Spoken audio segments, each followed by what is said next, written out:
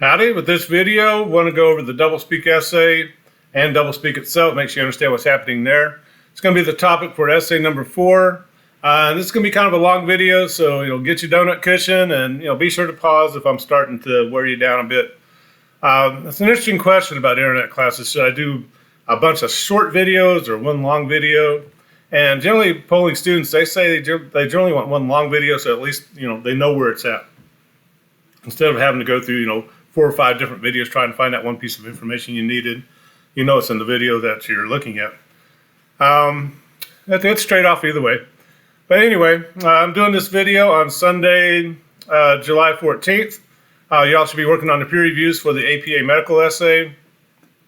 Just like last time, once you get those in on Monday the 15th, I'm going to look at them, make sure the reviewer doesn't mislead the writer. And also going to be looking at the APA formatting, making sure that's taking shape, because it's kind of the new thing that we're learning in that essay, or at least one of the new things. So while I'm doing that, you're going to be doing journals 10 through 12, which we'll look at here in a second. Then by then, hopefully around Wednesday, I'll have the peer reviews back to you, and then the final version of the essay will be due on Friday the 19th. And hopefully you'll also kind of have a topic going for essay number 4. The Doublespeak essay.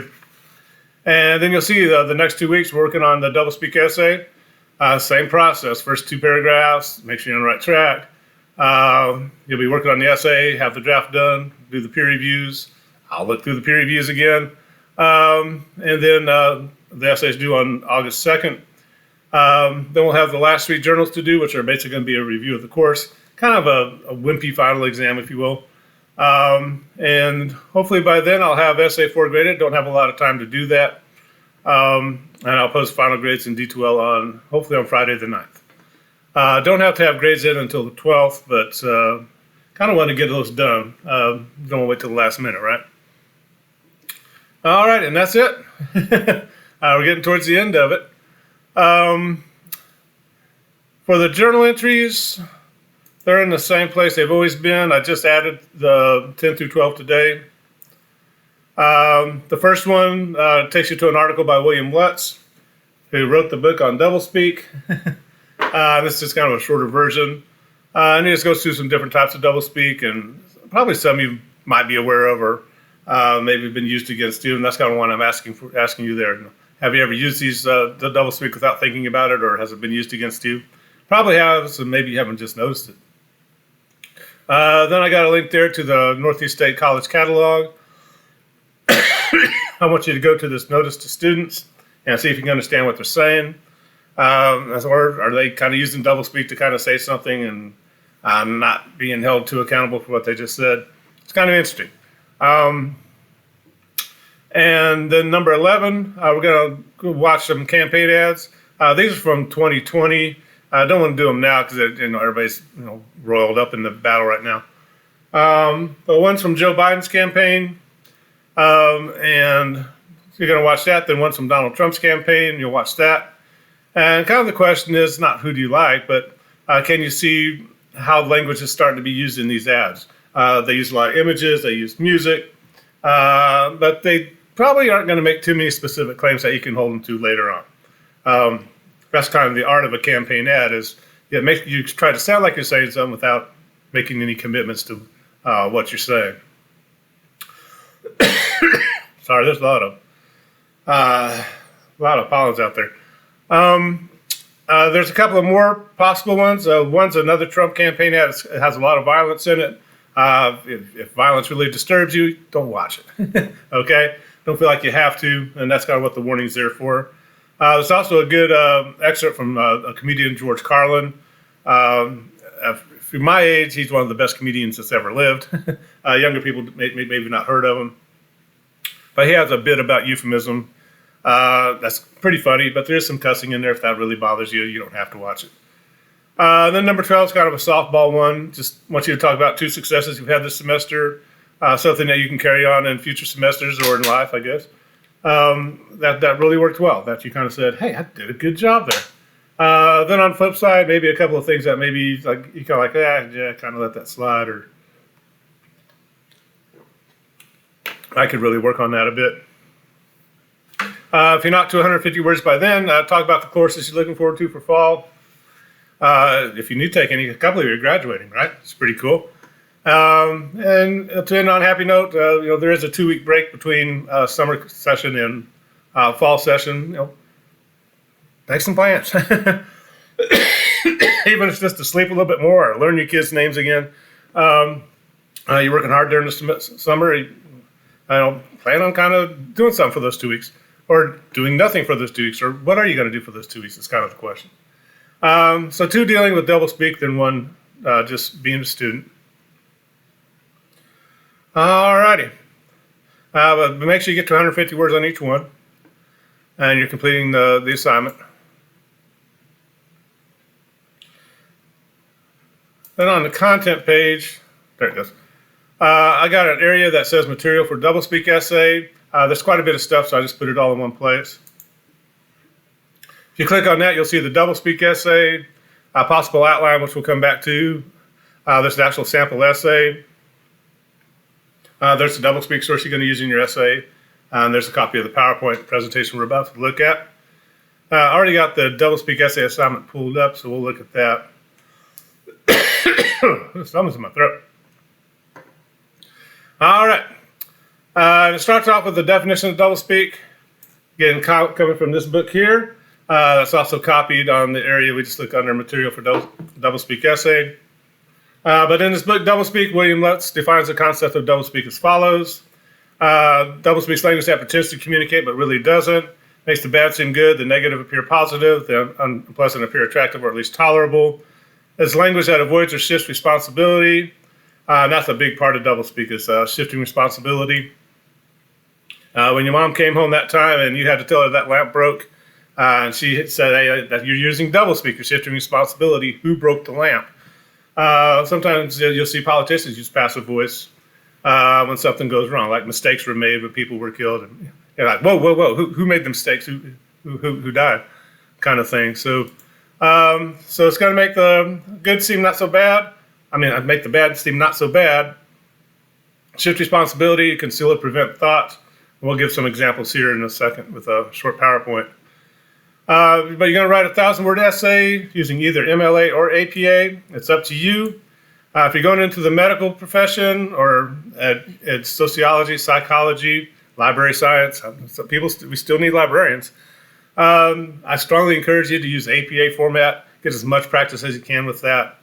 If you're, getting ready to graduate, or you're doing welding or something like that, mechanical engineering, you probably don't really care, right? So if you're more comfortable with MLA, that's fine. You get to choose, but make sure you choose one or the other. Don't try and combine them. But what you're going to do, you're going to choose your doublespeak topic. It's going to be a primary topic. We'll talk about that here in 1 second. And I have to approve that topic before you start writing the essay. But the way it's going to work is you're going to start with a primary source, 1 speech, 1 advertisement. You're not going to do the doublespeak of abortion or something like that. That's way too broad. People write books about that. You might pick 1 speech from 1 particular political candidate, or you might go to the Planned Parenthood website or something like that, and that can be your primary source.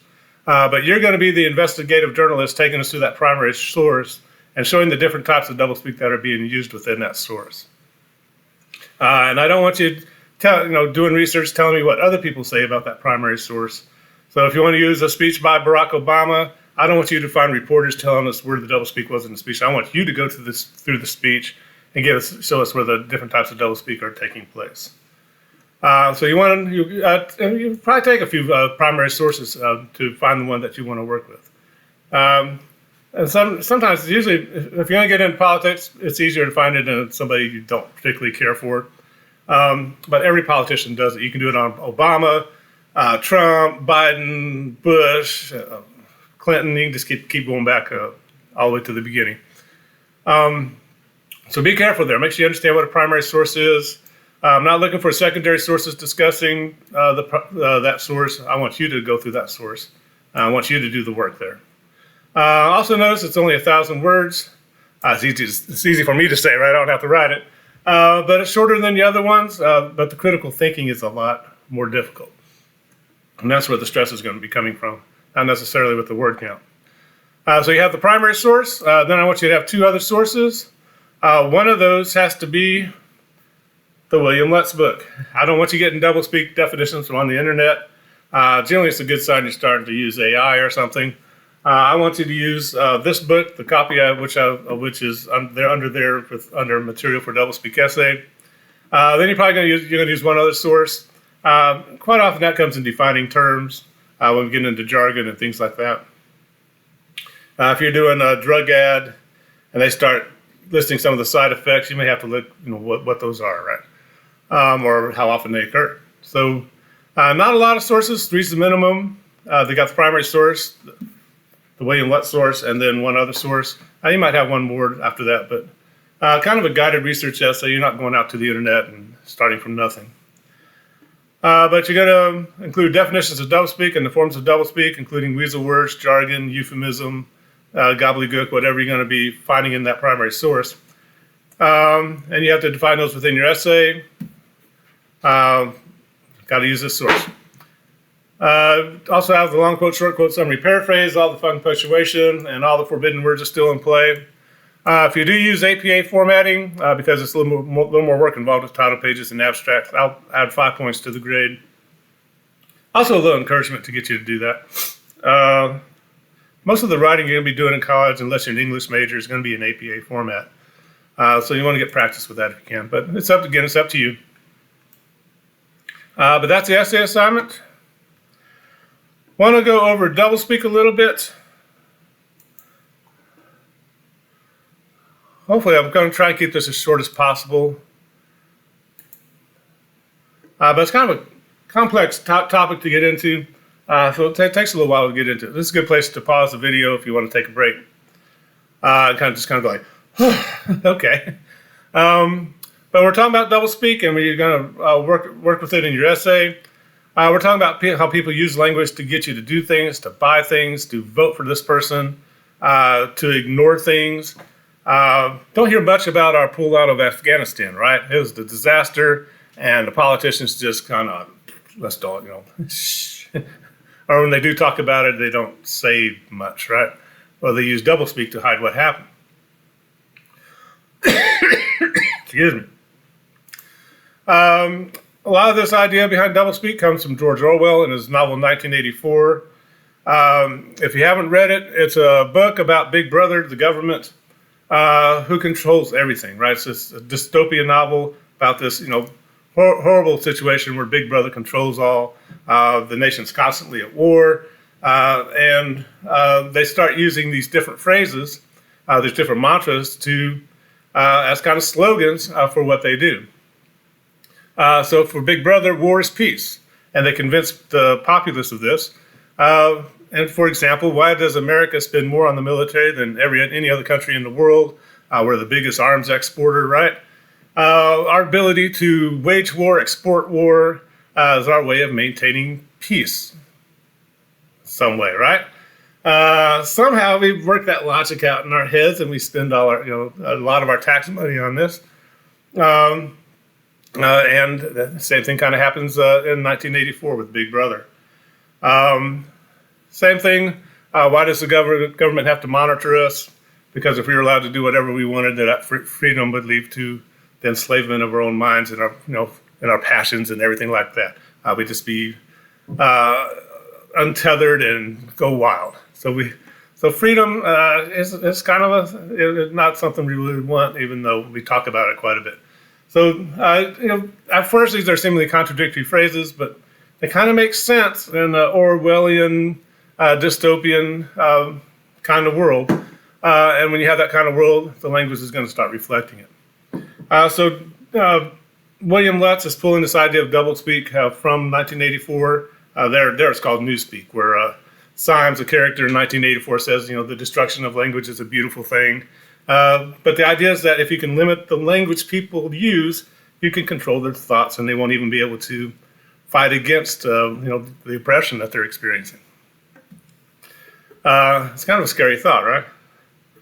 But of course, doublespeak's been around forever. God asked, Abel, where's your brother? It's like, am I my brother's keeper? And God's like, that's doublespeak, brother. That's doublespeak, bro. Where's your brother? Of course, God's asking a question he already knows the answer to anyway. So we use language to deflect blame and make bad things seem not so bad all the time. I'm not going to read this whole definition again. But 3 points is that language can be used to manipulate or obscure unpleasant facts, to avoid or shift responsibility, and just kind of manipulate reality itself. Some quick examples. If you try and get into an abortion debate with somebody and trying to define what a fetus is, pro-life people are going to use the term unborn child, which is a kind of an odd term. It's almost like a little zombie thing inside there. I mean, we don't define ourselves by what we're not, generally. So it's an odd term, but they're trying to put an image in your head of what that fetus is and what it's going to be. And it's important if they can get you to use that term, you almost can't argue, against them in any way whatsoever. And also just the idea of being pro-life, it means if you're against me, then you're pro-death, right? You're anti-life. Same thing on the other side. Right? If you're not pro-choice, then you're against choice and you want to control women's bodies and abortion and a fetus. It's just an unviable tissue and it's just a medical procedure. But they're trying to control the narrative, and by using language, and if they can kind of control the language, they can kind of limit what you can say or think about it. And that's kind of the idea behind doublespeak. And you can feel this it's nice to talk about this online. If I do this in class, you can just see students tense. I'm like, hey, you're stepping on my toes, Mr. Fish, because we use these terms on whatever side of the debate you're on, and you're doing it in a certain way, using language a certain way. Excuse me. When they first started doing standards of learning tests, they haven't all done these forever, right? That was alive when they started. But teachers, particularly in Southwest Virginia, were kind of upset. Do you want to be judged based on your students' test scores? And the teachers, particularly in Southwest Virginia, kind of balked. And one of the union leaders said, hey, the problem is we're working with a challenged population, which is a very interesting phrase. It's a good example of doublespeak. It's shifting blame. If the students do have low scores, do you blame the students or do you blame the parents or the teachers or the schools, administrators? Well, no, we just have a challenged population, and there's not much that can be done unless we just switch out populations with somebody else, right? But it's also a bit of an insult. At the time, I was living in Southwest Virginia, and I was like, hey. I mean, you read over it, you just kind of go like, blah, blah, blah. Then you go, wait a minute. Well, what's this person saying about the people who live here? And it's a good example of doublespeak, deflecting blame, making the bad seem not so bad. And it creates a very interesting dynamic there. And that's kind of what we're looking for with doublespeak, is someone using language to control how we're thinking, limit our thinking, make the bad seem not so bad, shift blame. In our essays, you're going to talk about 4 different types of doublespeak. You may not have all of them in your essay, but you want to be aware of them as you're looking for a good topic. We're going to talk about euphemism, jargon. We're going to separate out weasel words a little bit as its own category. Then inflated language, bureaucracies, gobbledygook. So first, euphemism. It's putting in inoffensive or positive words to avoid a harsh, unpleasant, or distasteful reality. Not all euphemism is doublespeak. When we go to a funeral and say someone's passed on or they're in a better place or something, everybody knows they died. We're not hiding a reality or anything like that. We're just trying to be kind of nice and not, be too direct.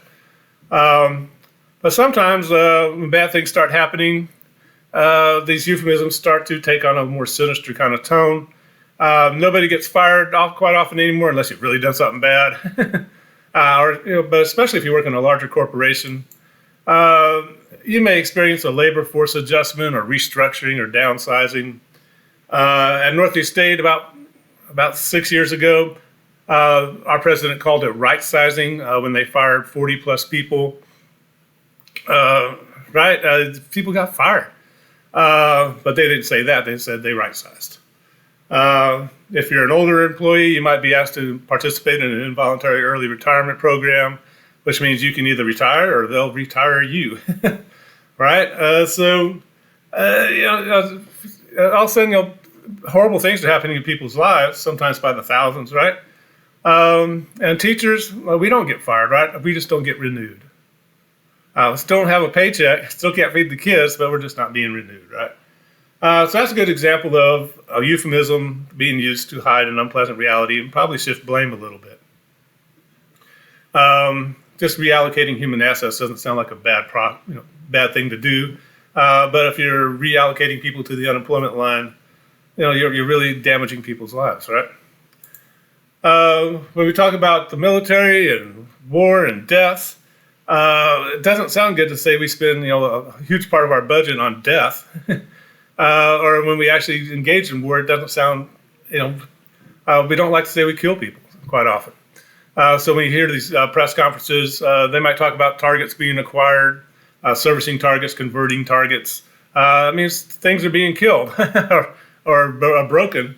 We don't bomb people anymore. We use air support. We don't attack. We have insertions, or we have preemptive strikes. Preemptive strikes means I'm going to hit you before you hit me, even though you haven't necessarily done anything. It's an attack, right? So we have all this language, and if things really start going wrong, then the wrong targets are serviced due to friendly fire. It means you killed your own people, right? Or if you bomb the orphanage instead of the bad guy's place, we call that collateral damage. And quite often, this collateral damage might be caused by incontinent ordnance. So it's nobody's fault that the orphanage got bombed. It was the bomb's fault. So the old joke, bombs are always accurate. 100% of them hit the ground. But what's happening there? People are dying. Things are getting blown up, and how do they explain all this? Especially when things go wrong, it gets to be quite interesting. And you're going to see this these euphemisms coming into the language. Same way when we send some of our best people in the military, people willing to do things that a lot of us aren't willing to do. Soldiers sacrificed by the government, we're taught to say, he or she gave their life for the country. But it almost makes it sound like the soldiers' fault they were put in harm's way when it's actually somebody gave that order, right? They made the ultimate sacrifice. It sounds like it's the soldiers' fault they died, which is a little like unsettling, right? Because I use those phrases. But are we sacrificing kind of the best people in our country for somewhat vague political goals? And something like that just doesn't sound very good. So we've created these euphemistic phrases. So they kind of make us feel better about it. We don't like to say, they died for no reason. They died for our freedom, right? We have to kind of make ourselves feel better through euphemism. And also the military tends to deflect blame by using these euphemisms as well, right? Who put them in harm's way? Why did they have to give their life for the country? Weren't you supposed to take care of them? These are our best people. You should be making the best effort to take care of them, and also make a clear accounting of what happened to them. Our militaries, of course, we're kind of the good guys. Other countries, sometimes their militaries might enact a purification program, resettlement programs, or worse yet, you get sent off to a re-education camp. Bad things are happening, and they're putting nice words around murdering people, right? One of the best entities to be able to do that were the Nazis. If you were Jewish and they offered you resettlement, particularly resettlement to the east, you had a big problem because they were going to take you to a camp and kill you. But they created these euphemisms to make it seem not so bad and to keep the population kind of under control, right? If you just thought you were going to be resettled, it doesn't sound. You might put up with it instead of saying, "Hey, we're going to send you to a death camp." You got to put up a bigger fight. Of course, they resettled you to a place where work will make you free. These are the gates of Auschwitz, where, of course, work made you free because they worked you to death if they didn't kill you first. So, these euphemisms, they can become very sensitive. But sometimes they're kind of funny and you can kind of see through them. But sometimes they're explaining how they're about to kill you. If you hear somebody enacting a final solution, kind of the ultimate euphemism for killing millions and millions of people, murdering them, right? So sometimes doublespeak's kind of funny. Sometimes you kind of see through it. Sometimes you may kind of feel like, oh man, I used that phrase too much, maybe, or maybe I need to think about how I use that language. It can be kind of interesting. And as you think about your primary topics, you're looking for, one that's probably going to be using euphemism. Jargon, so different type of doublespeak. It's kind of the specialized language of a trade, group, or profession. Most professions use it. When I worked in restaurants, I was in the kitchen crew. We had to be able to talk quickly to get the food out. So we had this little shortcut language, 86 that, fire this, and and we knew what we were talking about, and people from the outside maybe not.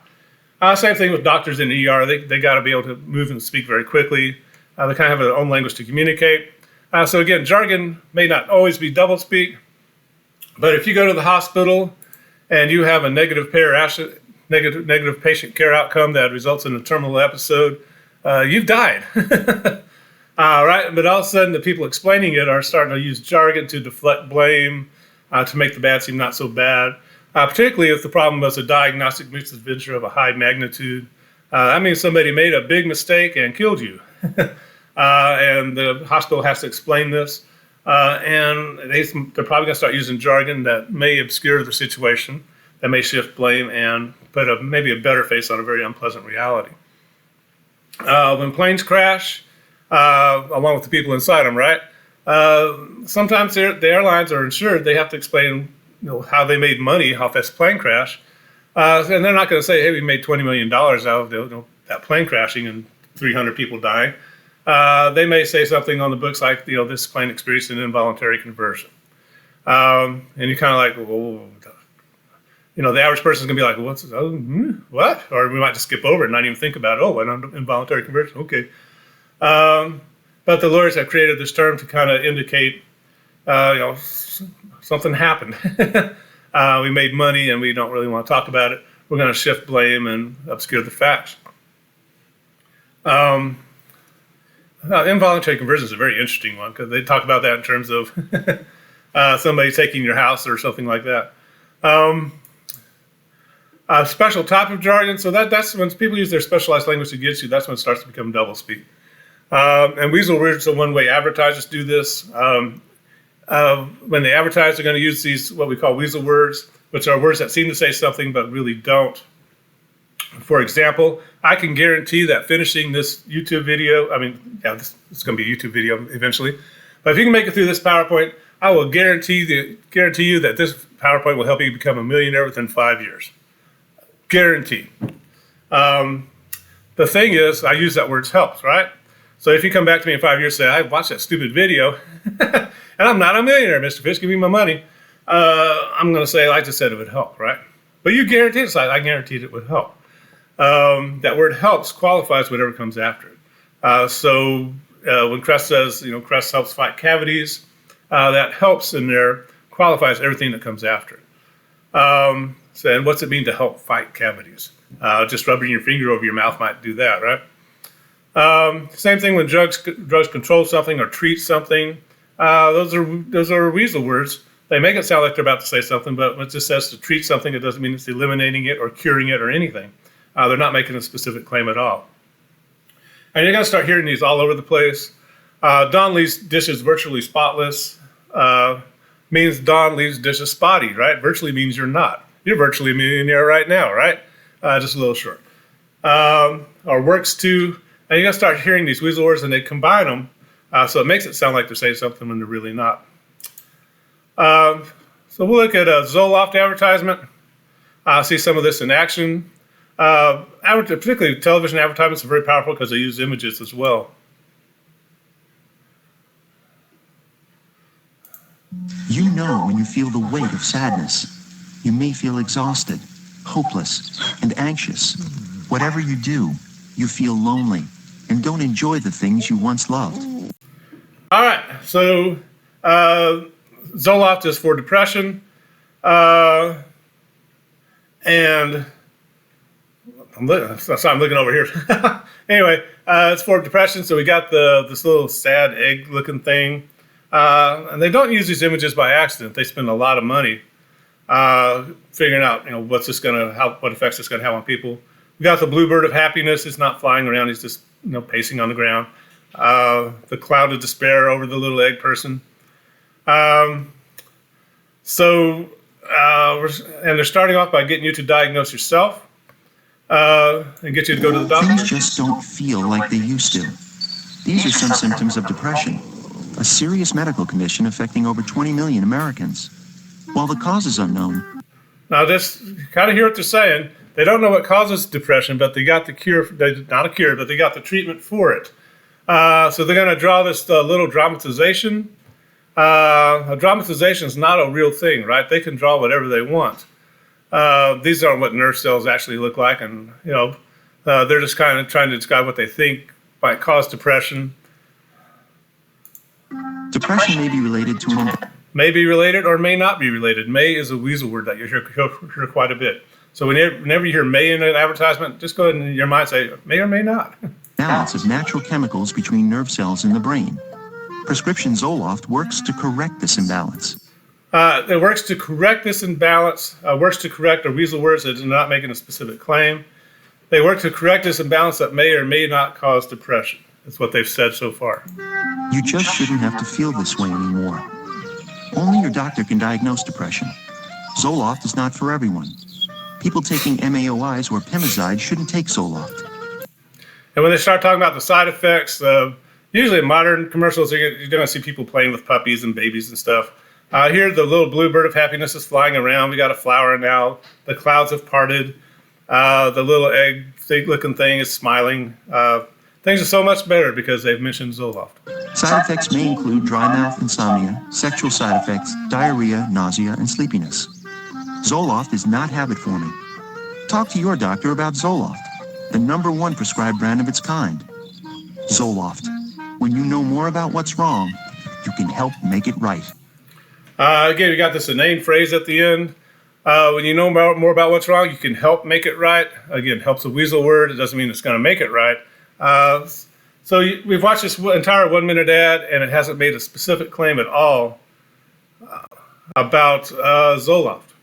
They don't even know what causes the condition it's claiming it might be able to treat. And you're going to start seeing this when you start watching particularly drug ads on TV. They're not going to make any specific claims at all. They can't guarantee it's going to work, but they got to make it sound like it will. So it gets kind of interesting. So if you're not into politics, a drug ad can work very well for this essay. You can start with an advertisement like that. Then you can go to the website. You can go to Lyrica's website real quick.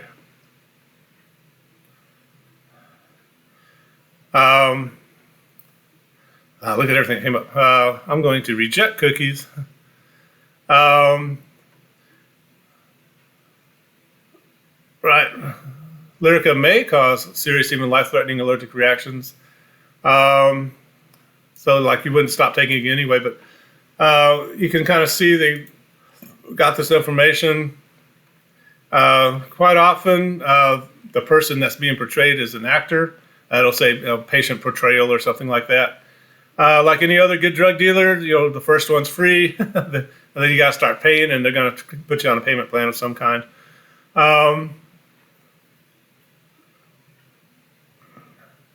Lyrica may be able to help, or it may not be able to help, right? They're not making any specific claims. So you can start with the television ad. You can go to the website, look at some more of these images. Particularly, they're going to start showing people. ADHD medications will start showing the teenagers or young kids doing homework. That's where the big battle with ADHD often takes place. But you'll see this, patient portrayal. Weight loss ads, patients remunerated, means they were paid to lose the weight. You can kind of go to town and all the doublespeak that's starting to take place. Conditions that Lyrica treats. Doesn't mean it eliminates it. Right? Could be right for you, could not be right for you. They're not making any specific claims at all. And that's kind of how doublespeak works. They're trying to get you to buy something, go to your doctor and get prescribed something, vote for somebody, and they're going to use language to manipulate you to do that. Some other examples of weasel words: enhance. We like to enhance things in education. We enhance our programs. We enhance this. We enhance student faculty engagement. But it doesn't mean anything. When you go to sales, I was at JCPenney yesterday. The sale said up to 70% off. That means from 0 to 70%, right? It sounds like they're saying it's 70% off, but it's really from 0 to 70, given the language they're actually using. If you're not hip to those weasel words, it may kind of pass through you, and you're running in there waiting for 70% off. So we've gone through euphemism, gone through jargon and weasel words. I want to talk about inflated language, bureaucraties, and gobbledygook. Again, probably in your essay, you're definitely going to be using euphemism as one of your terms, and probably weasel words, maybe jargon, maybe inflated language. Depends on your source. But inflated language, bureaucraties, gobbledygook. We're talking about using obscure and inflated language in order to confuse the reader, or just pile on the words so the reader just gives up. Everybody's experienced this once or twice. All of you have signed on to user agreements. Just to register for your classes at Northeast State, you have to look at that financial aid statement, right? Do you read that? I bet you don't. Or if you did you understand it? Same thing with Microsoft licensing terms. Are you really going to read this just because you want to play Minecraft or whatever? Or the little dinosaur game? They're going to put in everything they want in there. They're going to expect you not to read it. But, if you're really wanting the product, you're going to agree to it anyway, right? You're not going to say, well, okay, I really need this, but no. But you don't even know what you're signing. And that's kind of what legalese kind of does. It's kind of this bureaucraties. They just pile on the language, so you give up, you just agree to whatever, and you take your chances, right? There's different types of inflated language.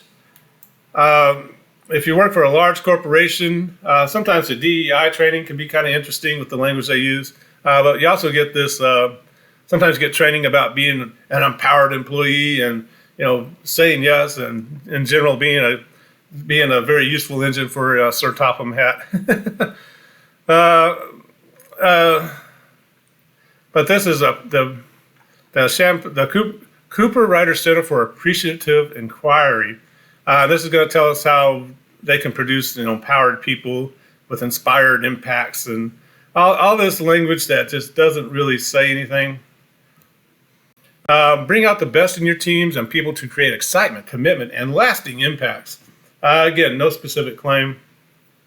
And what these people are consultants, and these larger corporations and educational institutions will bring them in, pay them a lot of money, and they're supposed to do this training and make you just happy to be there.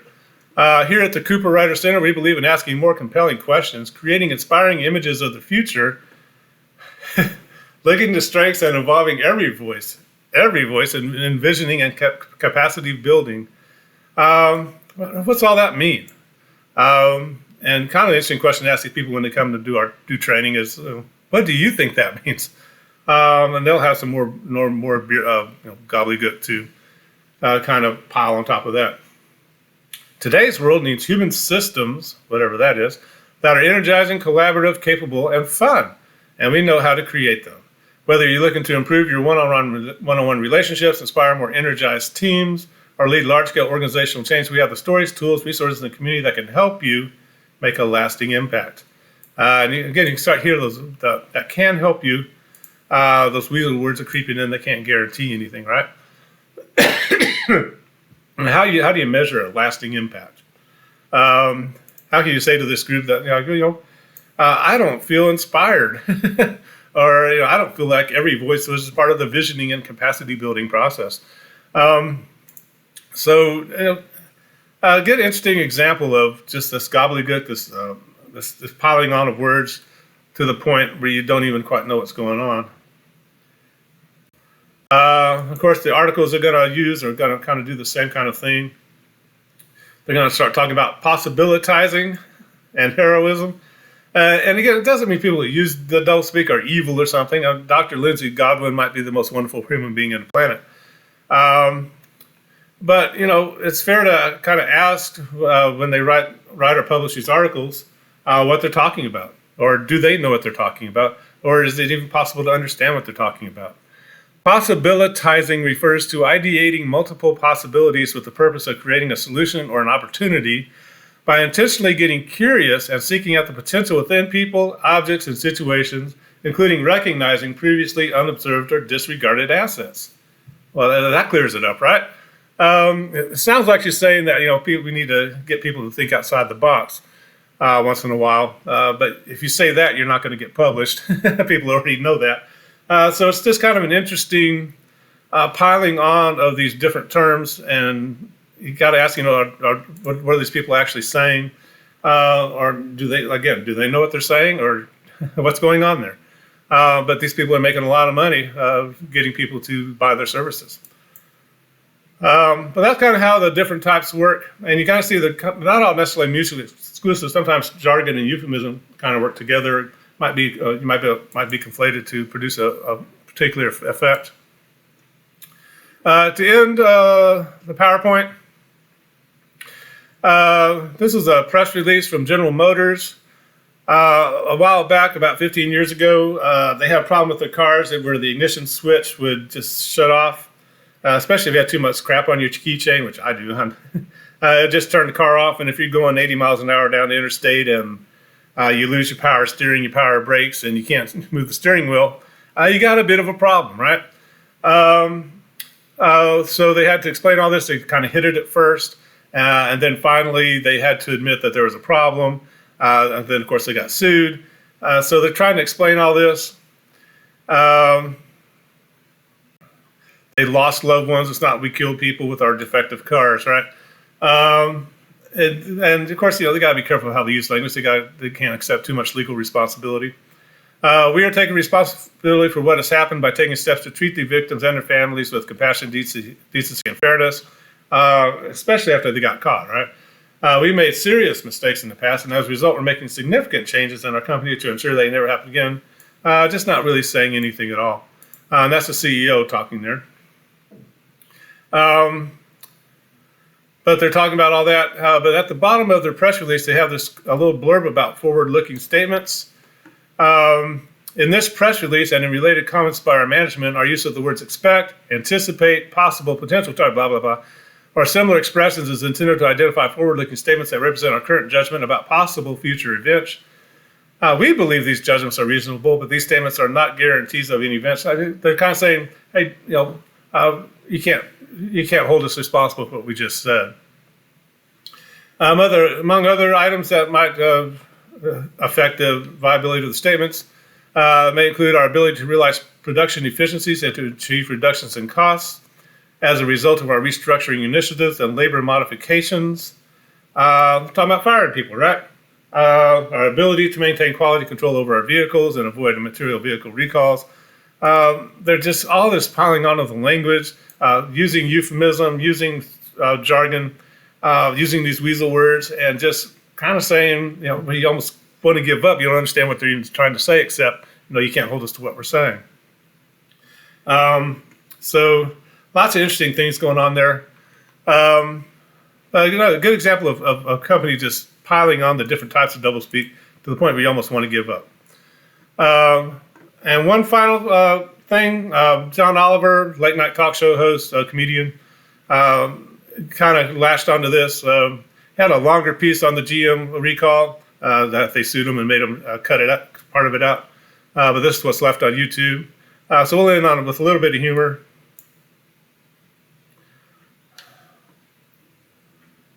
I'm State Senator John Lundberg. I've been in your corner for a long time. Served nearly... What's it mean to be in our corner, right? This isn't the one we're supposed to watch. This popped up.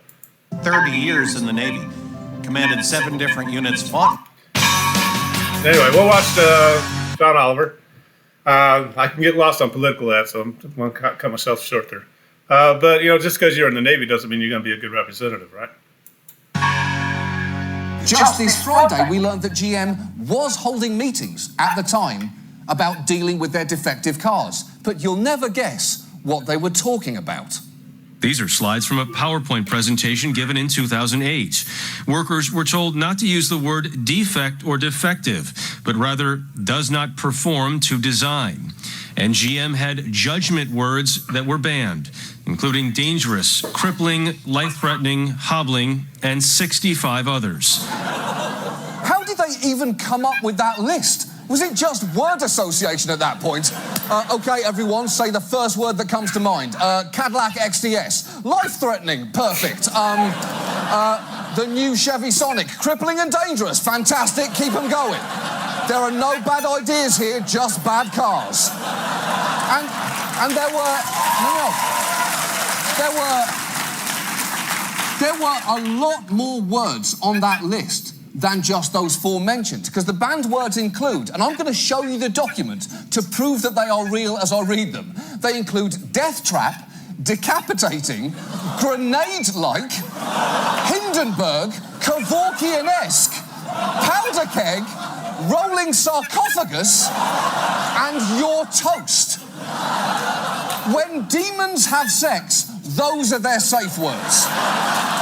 We don't technically have commercial breaks on this show, but frankly, after this, I think we all might just need one just to get away from this story altogether. So if you'll excuse us, we'll be right back. General Motors makes cars that America can be proud of. Cars you could never describe as defective or catastrophically flawed. Gruesome, potentially disfiguring rolling sarcophagi? That's not our cars. We make sleek, non-grenade-like anti-Hindenburgs that are the very opposite of Kevorkian-esque. So why not tell your family you love them and come test drive a GM car today? Driving a GM car is so smooth, it's like butter. And you're toast. General Motors. Why walk through the valley of the shadow of death when you can drive? All right, so he's having a little fun there, but very serious thing taking place. But that's how he does his programming.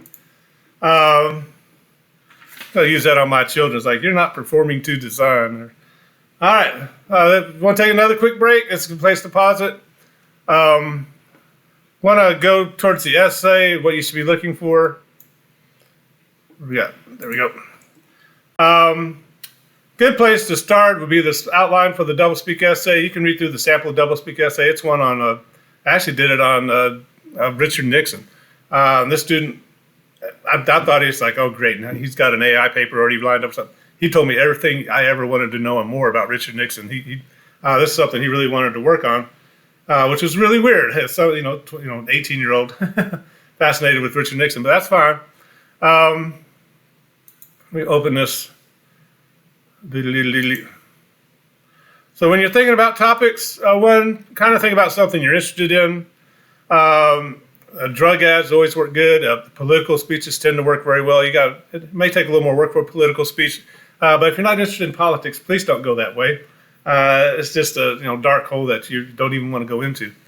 Weight loss products work well.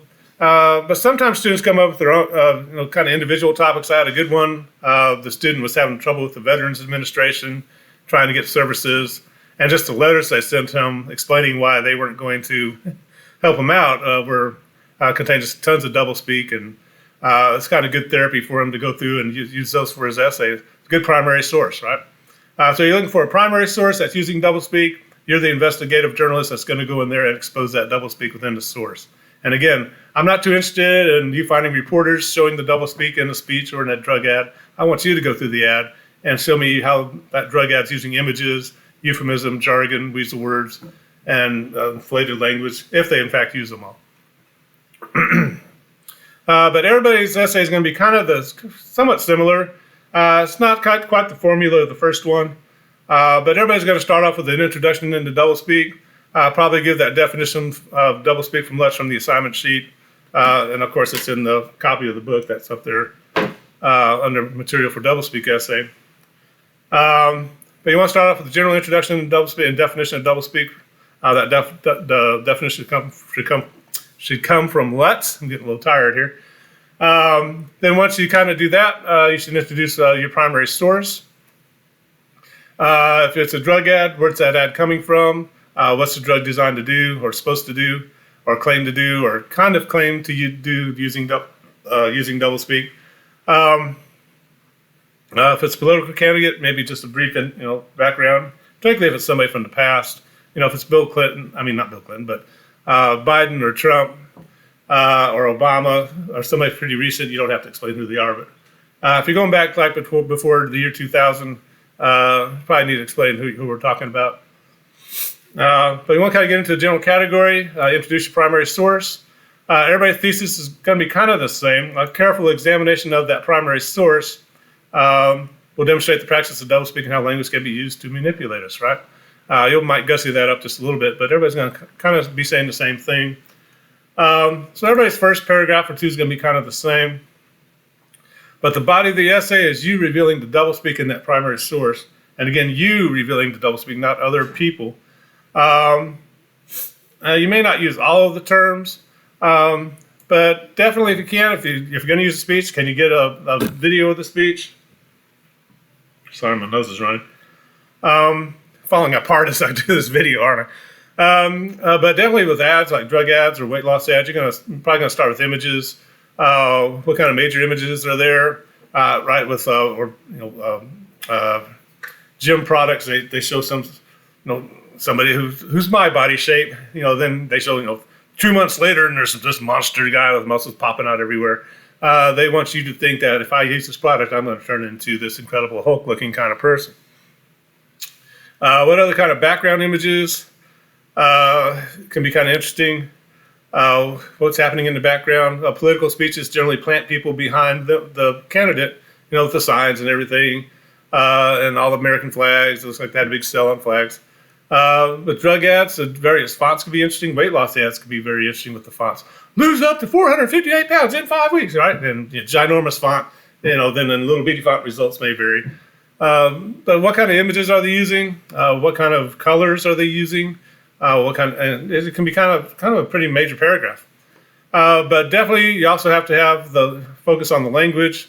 So you want to define each type of doublespeak and then show 2 or 3 examples of that type of doublespeak working in that primary source. So if you're finding euphemism in there, you'll define euphemism using let's. And then once you give that definition, show us a couple, 2 or 3 good examples from the source. Same thing with jargon, weasel words, or bureaucratese. Again, you may not have all of these within a source. You got to see in that sample essay, I think it just uses 2 different types, but it has a good essay out of it. You might also just use a source of your own, a type of doublespeak of your own.